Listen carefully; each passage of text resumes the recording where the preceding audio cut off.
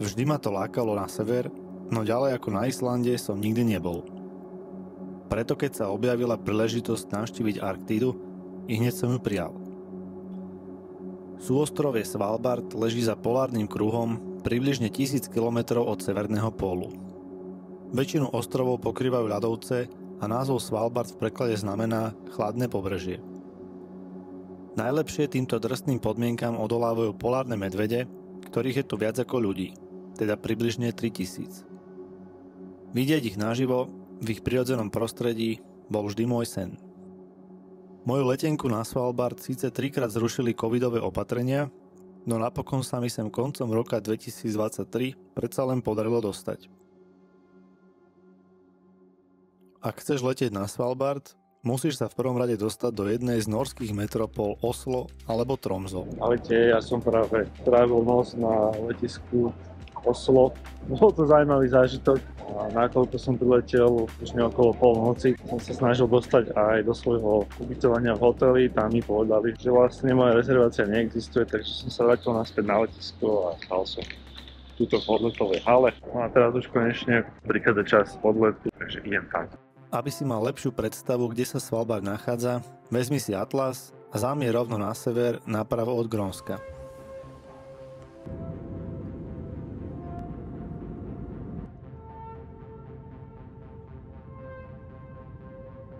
Hlavné mesto Svalbardu je Longyearbyen. Je to najsevernejšie hlavné mesto na svete a najsevernejšie položené miesto, kam sa človek dostane komerčnou leteckou dopravou.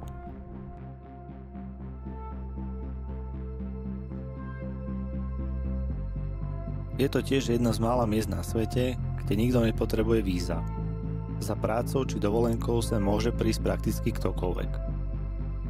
Je to proste slobodný kus zeme, kde to láka najmä milovníkov hôr, adrenalínu a dobrodružstva. Ostrovy objavili koncom 16. storočia a kým najprv slúžili ako základňa pre lov veľrýb, neskôr sa tu začalo ťažiť uhlie.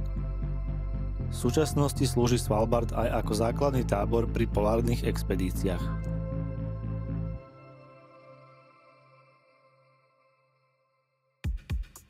Toto územie stáročia nepatrilo nikomu, od roku 1920 ho spravuje Nórsko. História hlavného mesta Longyearbyen je spojená najmä s baníctvom, ktorého pozostatky nájdeš takmer všade. Na Svalbarde nájdeš niekoľko drahších a luxusnejších hotelov, ale aj jednoduchšie ubytovanie. Ja som sa pre autentický zážitok rozhodol ubytovať v bývalej baníckej osade.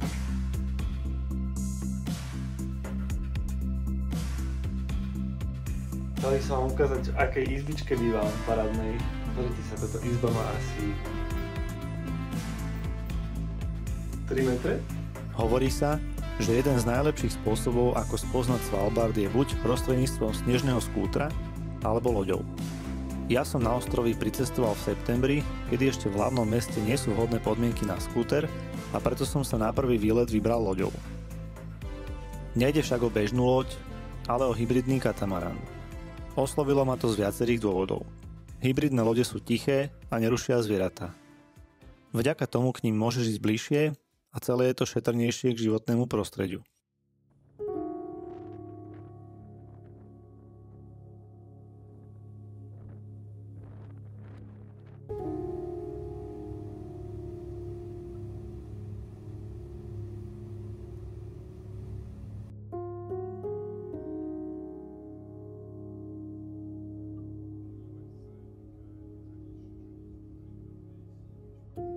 More v okolí Longyearbyen vďaka golfskému prúdu takmer celý rok nezamrzne a tak si možno vychutnať zblízka všetky krásne fjordy a zároveň sledovať zvieratá.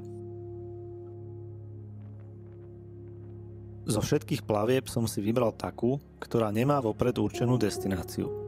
Proste prídeš a kapitán ťa vezme tam, kde je podľa aktuálnych podmienok najkrajšie.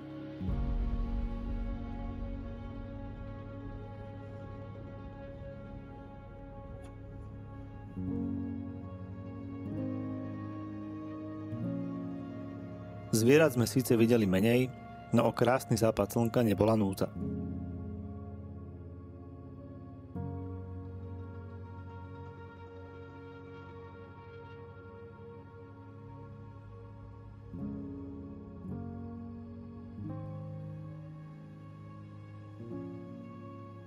Po plavbe loďou som ešte využil chvíľu pred zotmením a ako správny turista som si bol pozrieť všetky najväčšie atrakcie v meste Longyearbyen.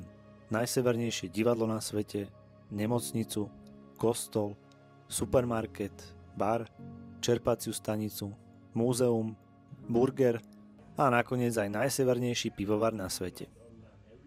Áno, Svalbardenia majú vlastné pivo a chutí výborne. No musím povedať, že mám za sebou teda prvý deň. Stihol som sa vybaliť, dať si takú krásnu plavbu katamaranom. Fakt to bolo veľmi pekné. Nevideli sme až tak veľa zvieratiek, ako som čakal, ale tieto výhľady tuto oproti, no krásne. Ostatní, s ktorými som bol vlastne na tej plavbe, tak sa odvezli autobusom domov. Ja som sa zastavil ešte na tej ochutnávke piva. Strašne ma baví to, že sa tu môžem prechádzať po meste. Stále sa tiež pozerám hore na tie kopce. Tam neuvidím nejakého medveďa alebo niečo. Musím povedať, že to je veľmi akože raritné, aby sem prišiel nejaký medveď. Aj keď dneska mi sprievodca hovoril, že v zime chodia pravidelne, jednoducho im chýba potrava. Takže není to tu úplne sranda v zime. Treba si dávať bacha.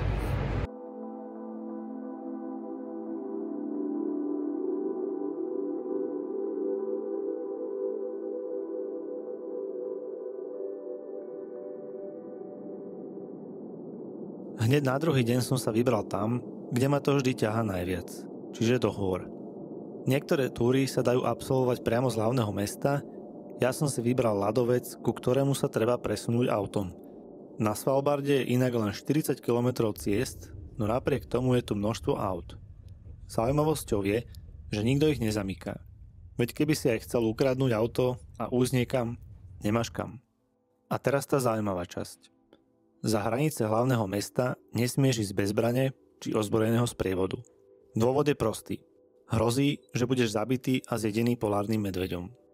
Ja zbrojný pas nemám a tak som využil služby skúseného sprievodcu.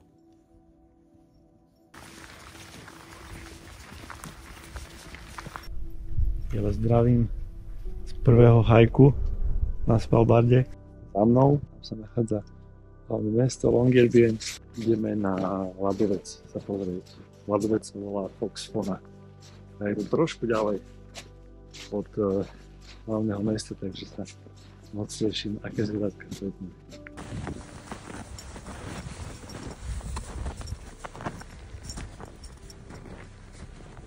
Alan je z Chile, na Svalbarde je prvý rok a jeho pes sa volá Choco. Je to vlčiak a čistokrvný Svalbarďan. Narodil sa tu. Psi sú asi jediné tvory, ktoré sa tu legálne môžu narodiť. Na Svalbarde síce existuje nemocnica, no oficiálne tu pôrody nie sú povolené. Matky chodia radšej rodiť na pevninu. Podobne je to aj s pohrebmi. Starý cintorín tu síce je, no kvôli roztápaniu permafrostu sa truhly začali vynárať zo zeme a môžu tak prilákať medvede. Jedinou alternatívou zostáva kremácia. Ale späť k medveďom. Zabiť medveďa na Svalbarde je trestný čin a aj keď to urobíš v sebeobrane, budú to vyšetrovať. Najprv totiž treba použiť svetlice a varovné výstrely na odplašenie zvieraťa. Použitie zbrane je posledná možnosť, keď už medveď útočí. Ak medveď napadne človeka, musí byť popravený. Mohlo by sa totiž stať, že začne viac loviť ľudí. To by potom mohol preniesť aj geneticky na svojich potomkov. A pozor aj na trhliny v ľadovcoch.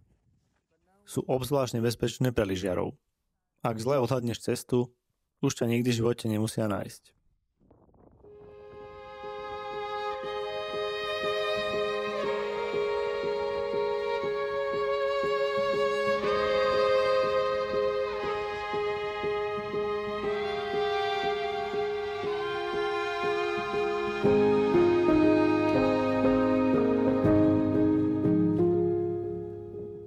Milujem cestovanie do odľahlejších častí Zeme. Človek letí tisíce kilometrov od domova, aby si tam pripomenul, že v jednoduchosti je krása. Nóri si samotu a pobyt v prírode užívajú naplno. Väčšina ľudí nad tým možno ohrnie nosom, no ja si nemôžem pomôcť. Páči sa mi to. Keď je vonku fujavica, horúci čaj alebo čokoláda sú vykúpením a aj dehydratované jedlo v tej chvíli chutí ako pokrm z michelinskej reštaurácie.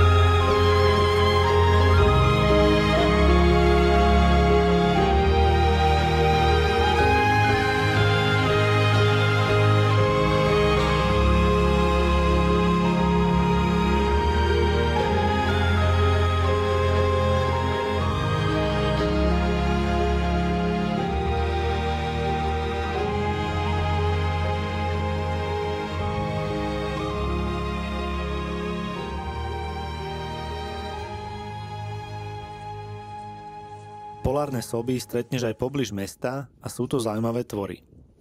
Samcom sa v období od apríla do júla vyvinú veľké parohy a začiatkom zimy ich zhodia. Zaujímavosťou je, že približne rovnako veľké parohy sa tu však tvoria aj samičkám. Rastú im od júna a zvyčajne im zostanú celý rok. Svalbard slúži tiež ako liaheň pre divé husy či ďalšie druhy vtákov z celého sveta. Žijú tu 4 druhy cicavcov. Svalbardská poľná myš, arktická líška, svalbardský sob a polárny medveď.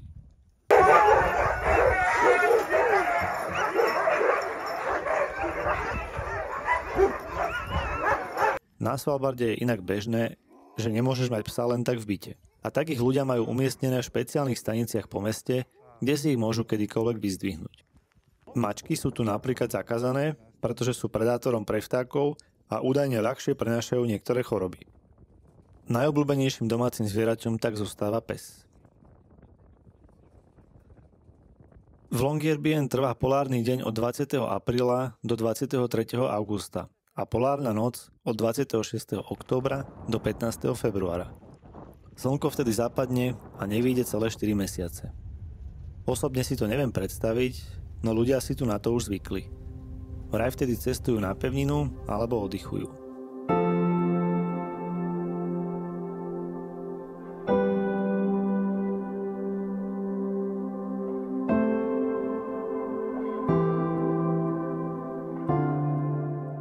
Polárna žiara je úžasné prírodné divadlo a vidno ju zriedka. Keď sa v noci vyčasilo a zbadal som prvé lúče, i hneď som sa obliekol a išiel ju pozorovať. To sú tie chvíle, kedy ti nevadí, že máš omrznuté prsty. Len tam stojíš a nevieš sa vynadívať.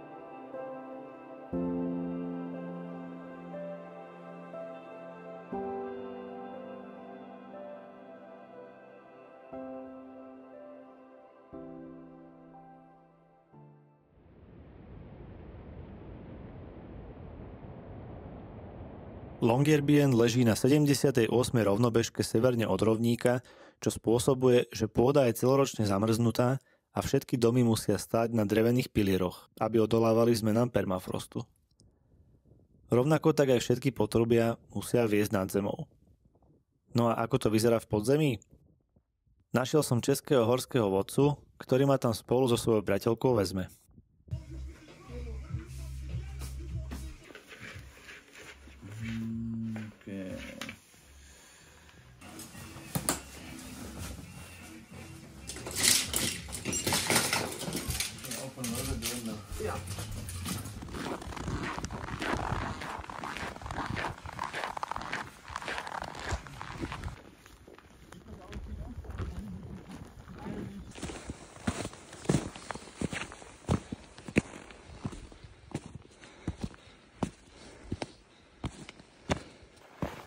Ahojte.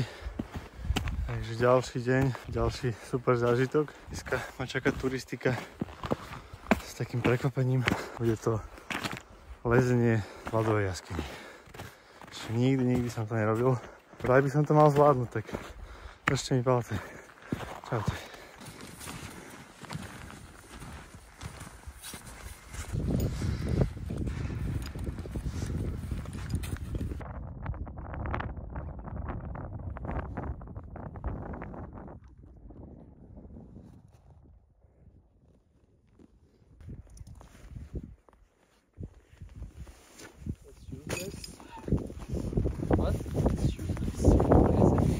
Po zlanení do útrob ľadovca sme sa vybrali preskúmať jeho podzemné šachty. Upozorňujem, že nasledujúce zábery nie sú vhodné pre ľudí s klaustrofóbiou.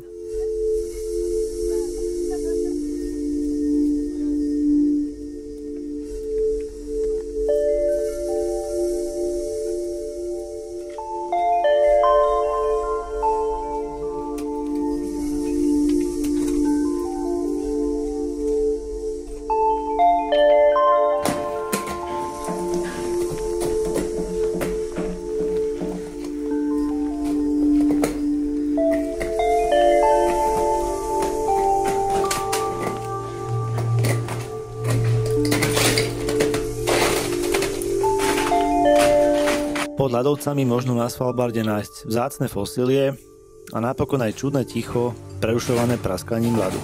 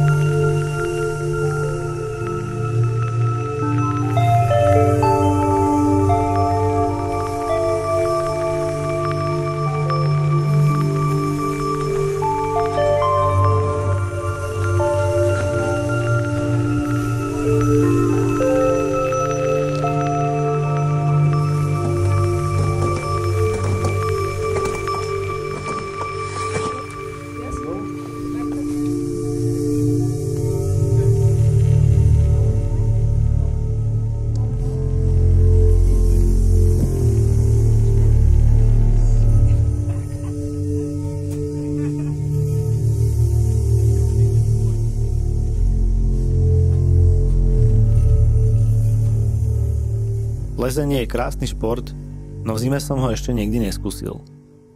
Ľadovcové lezenie je špecifické tým, že sa pri ňom používajú zbrane, respektíve cepíny. Človek si svoju cestu musí starostlivo nájsť a vysekať najlepšie ako vie. Je to náročnejší typ lezenia, pretože pri lezení po skalách môže liesť najmä nohami a šetriť svoje ruky. Na ľadovci sa lezie celým telom a pokiaľ to nezvykneš robiť, rýchlo ti dôjde sila. Možno to tak na záberoch nevyzerá, no približne v polovici ľadovej steny som si to už začal užívať.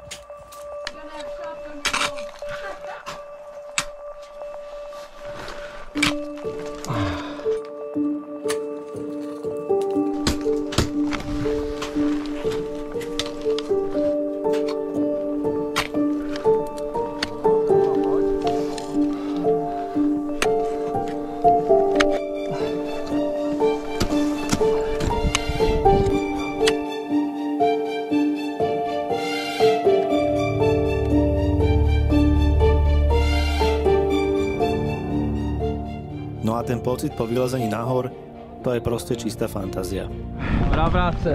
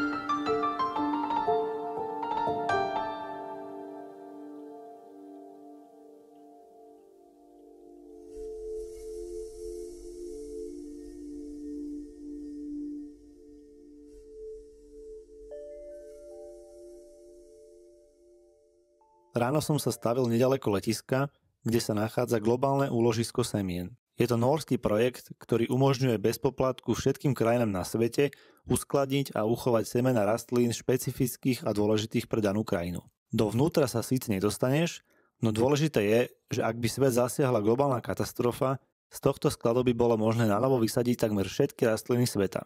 Vzorky semien sú uložené pri teplote minus 18 stupňov a predpokladá sa, že aj keby vypadol prúd, ostali by zmrazené počas ďalších 2 storočí.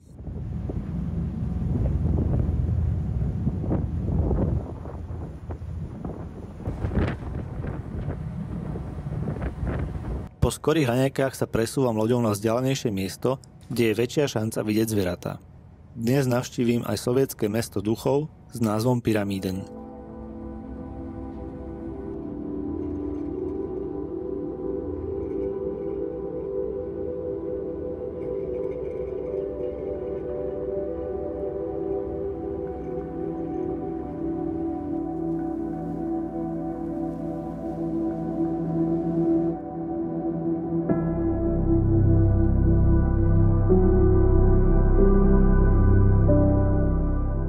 Cestou do Pyramiden míňame švédsky dom, ktorého história je mrazivá.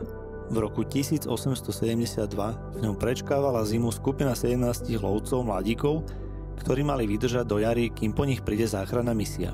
Tá napokon prišla, no po príchode našla už len 17 mŕtvol. Trvalo 136 rokov, kým sa vedeckým dokazovaním prišlo na to, že títo mladíci zomreli na otravu olovom. Jedli totiž potravu z konzerv, ktoré boli vyrobené nesprávnym spôsobom. Olovo sa do jedla postupne uvoľňovalo a spôsobovalo pomalú a bolestivú smrť.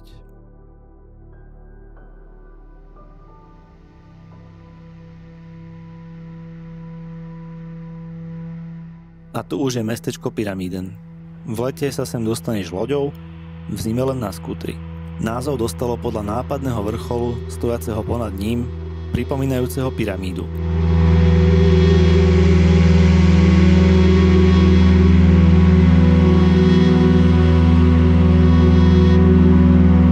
Kedysi tu fungovala najsevernejšia uholná baňa na svete. V tom čase malo mesto Pyramiden niekoľko tisíc obyvateľov a bolo považované za miesto, kde socializmus skutočne fungoval aj v praxi. Dnes je to jedno z najzachovalejších múzeí sovietskej éry. Práca tu však nebola ľahká. Baníci museli každý deň vyšlapať približne 400 výškových metrov, aby sa vôbec dostali do bane. Problémom Pyramidenu bolo to, že bane boli schopné vyprodukovať len malé množstvo uhlia, čo bolo neekonomické vzhľadom k množstvu vynaložených nákladov. Rusi sa napokon v roku 1998 rozhodli zatvoriť baňu a zo dňa na deň stadiaľto všetci odišli. Dlhé roky tu žil jeden človek a hovorilo sa o ňom, že lokálnych medveďov už pozná po mene.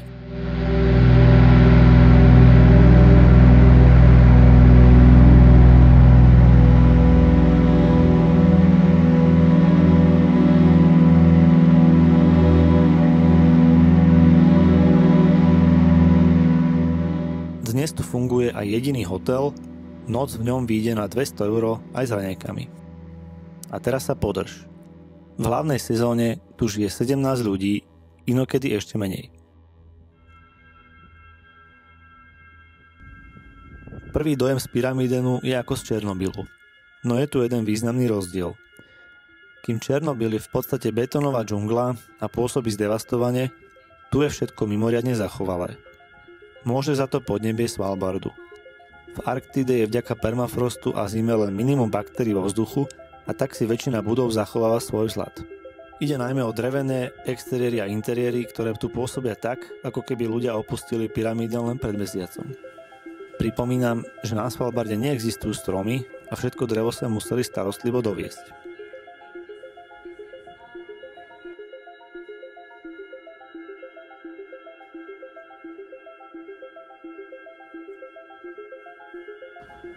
Baníci sem chodili na dvojročné kontrakty a keď sa vrátili, mohli si dovoliť kúpiť byt, auto a prakticky začať nový život kdekoľvek v Sovietskom zväze.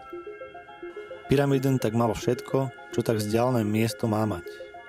Koncertnú halu, bazén, ihrisko, škôlku, kantínu či dokonca bar. Baníkom nechýbalo nič a všetko boli zadarmo 24/7. Kým Černobyl je známy pre svoju radioaktivitu, Pyramiden pre polárne medvede. Ľadovec, na ktorom sa takmer všetky medvede z okolia zdržiavajú, je vzdialený len 12 km odtiaľto. Aj preto sú tu podľa sprievodkyne častými hostiami. My sme zatiaľ žiadneho nevideli, no oboznámili nás s arktickou výzvou. Kto vraj kedysi vypil pohár 78% pálenky a vykúpal sa nahý v mori, bol považovaný za skutočného arktického človeka. V Pyramiden mali ľudia slobodnejší život ako na pevnine v Sovietskom zväze. Je tu napríklad kino, kde sú zachovalé stovky filmov a sú medzi nimi aj také, ktoré boli v tom čase v Sovietskom zväze zakázané.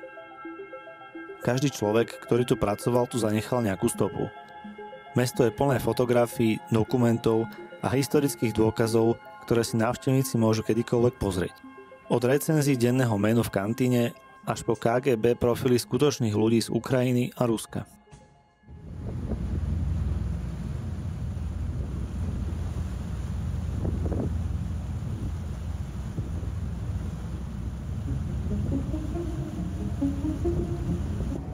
Cestou naspäť sme sa stavili pri ľadovci Nordenský Odbren, kde sme sa mali navečerať pri západe slnka. Avšak kapitán nás všetkých zavolal von. Vraj je to súrne. Vidí totiž veľa zvierat.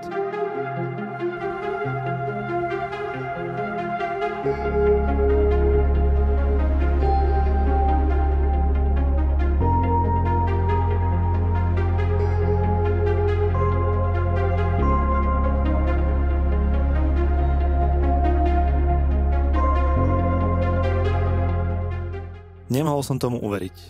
Naše stretnutie s polárnym medveďom trvalo len pár sekúnd, no od tohto momentu som považoval svoju expedíciu na Svalbarde za úspešnú. Vidieť toto krásne zviera v jeho prirodzenom prostredí je skutočne zážitok.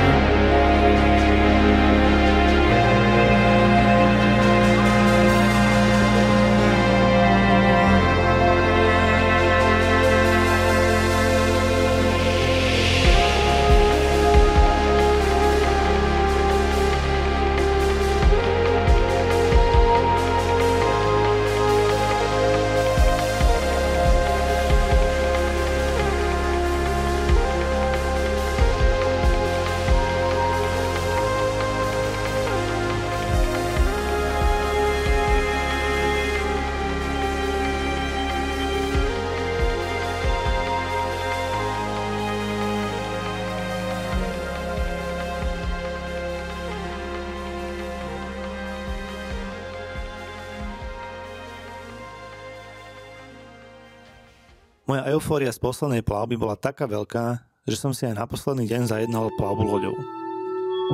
Tentokrát bolo počasie priateľskejšie a rovnaký názor mali podľa mňa aj zvieratá. Vyskakovali na nás zo všetkých kútov.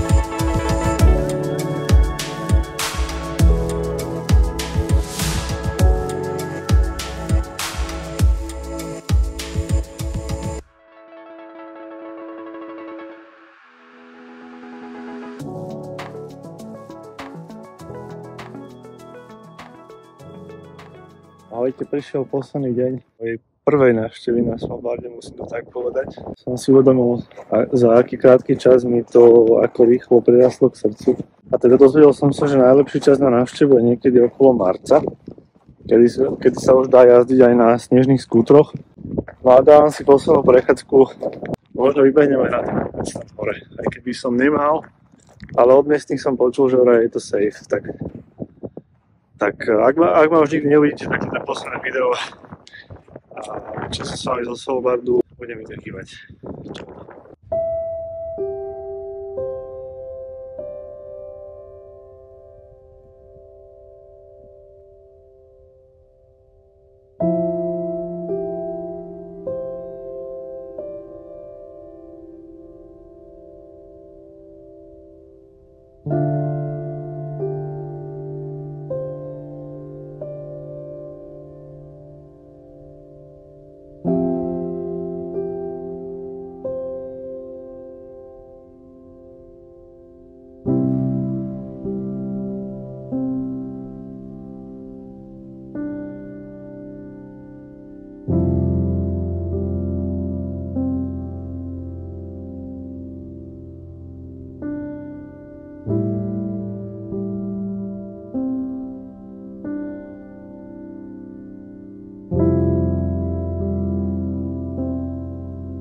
Svalbard mi ukázal všetko, čo som od Arktídy očakával. Je mrazivý, dobrodružný a všetky jeho zaujímavosti hltáš s otvorenými ústami. Keď odtiaľto odlietáš, cítiš, ako sa ti to miesto dostáva pod kožu. Strávil som tu takmer týždeň a nebolo to najlacnejšie, no už teraz mi je jasné, že to bol len začiatok a prvá návšteva. Milý Svalbard, čoskoro sa vidíme.